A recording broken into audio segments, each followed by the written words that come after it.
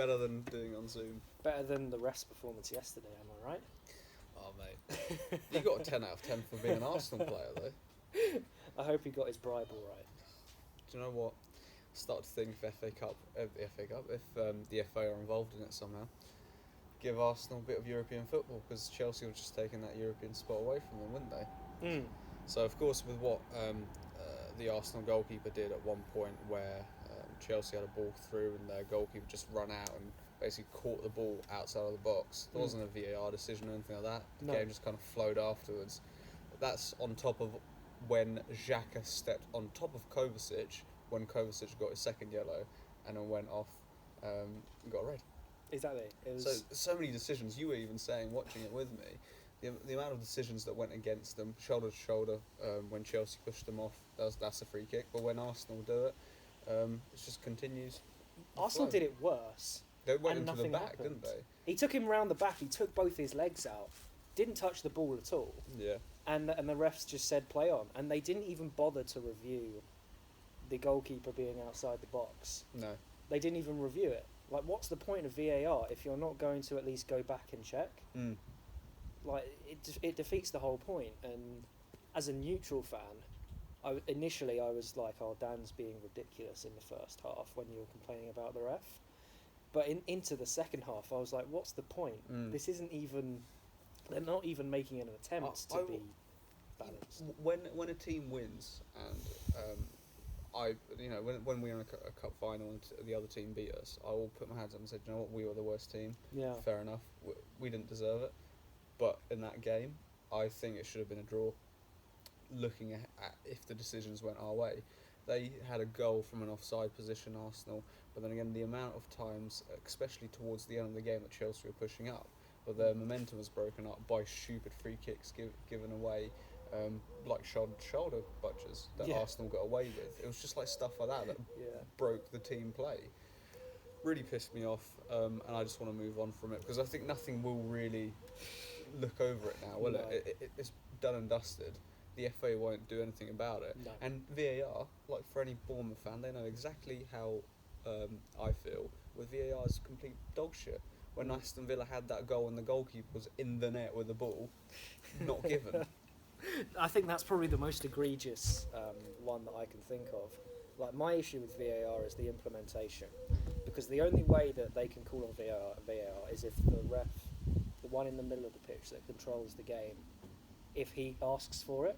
Whereas if you look at rugby, obviously if he asks for it, they can use it, but also there'll be a fourth official upstairs who can call on the ref and say this needs to be reviewed.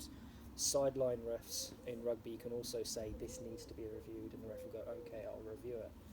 In football, that doesn't happen. It's all on one guy, and they don't ever have to explain their thoughts or justify themselves. They just go away, and it's kind of left at that for us to discuss. It doesn't make sense. It's not implemented well at all. I don't know who carried out this VAR project to come out, but FA have got some involvement in it, and it almost seems like they have come out and they went, oh well, yeah, we'll have video referees, great stuff, but we're not going to think into depth with it. We'll just roll it out, which it doesn't really happen with a big project like that. And of course, there's going to be TV issues, which is understandable with how long it takes to make a decision. That's almost like I would let that go. But with some of the decisions that they've been making, considering this has been brought in to bring the right decisions in, it hasn't done that. No, it's not done well at all. Like this just reminds me of. Do you remember a couple of years ago where Spurs were fighting for fourth place? Mm-hmm. I'm pretty sure they were. And the ref, was it something Clatterley or something like that? Mark Clattenburg.